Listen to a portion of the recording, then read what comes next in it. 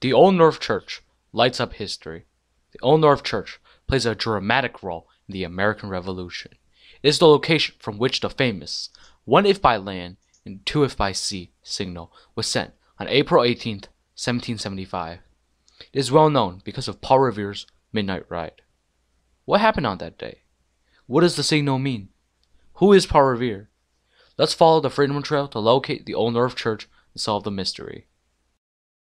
The Freedom Trail is a 2.5-mile, red-linked brick road that leads to 16 historic sites. Let's walk in the footsteps of our forefathers. Let's walk into history on the Freedom Trail to learn about the brave people who shaped our nation, discover the rich history that led to the American Revolution. The Freedom Trail unofficially begins at Boston Common and ends at Bunker Hill Memorial. Follow the red line route and Freedom Trail sign so you won't get lost. Boston Common, Massachusetts State House, Park Street Church,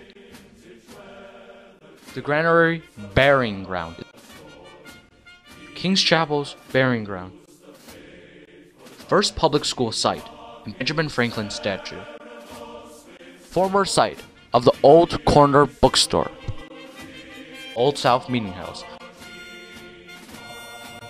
the Old State House, Boston Massacre site, Faneuil Hall.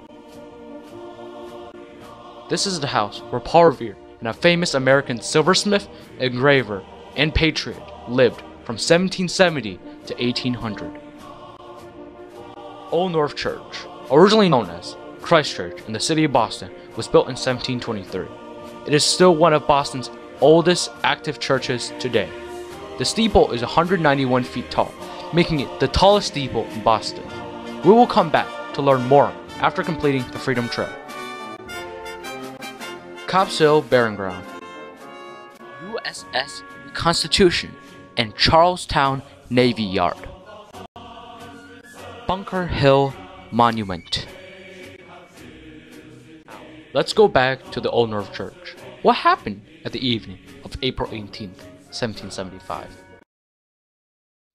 Listen, my children, and you shall hear of the midnight ride of Paul Revere, Henry Longfellow. On April 18th, 1775, Robert Newman and vestryman Captain John Paine Jr.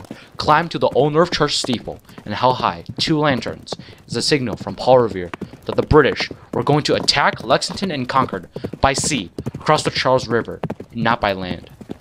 When Paul Revere arrived in Charlestown an hour later, he was told that lights had been seen and men were already riding. He bridled a horse and began to ride there. The message would spread as far as New Hampshire and as far south as Connecticut. The next morning, April 19th, 1775, when the 700 British troops arrived in Lexington, they did not find the sleeping village they had waited for. Instead, they found an armed and waiting militia. The shots were fired at Lexington and Concord, and it soon became the American Revolutionary War. Let's go back to 2015 and check other highlights in the Old North Church. Unlock the history connected to the pews. Sit in the same box pews owned by many colonial citizens. Some of the interesting pews include the Shaw family, pew number 16. You can still find many original artifacts in Old North Church, which include the 2 brass chandeliers from 1724 and the original organ from 1759. Let's take a behind-the-scenes tour. Follow me. Let's walk up the narrow wooden staircase. On the way up, you can notice a familiar pair of lanterns nestled near the window. This pair is identical to the ones believed to have originally hung in the steeple in 1775. The alleged surviving Revere lantern is now reserved at the Concord Museum. The bell chamber is where the teen-aged Paul Revere worked as a bell ringer. On the steeple of this church, Robert Newman signaled with the lanterns the approach of British regulars, 1 if by land and 2 if by sea. The steeple has been toppled twice by hurricanes. The oldest set of change-ringing bells in North America can be found at Old North Church. There are 33 tombs underneath the Old North, constructed between 1732 and 1860.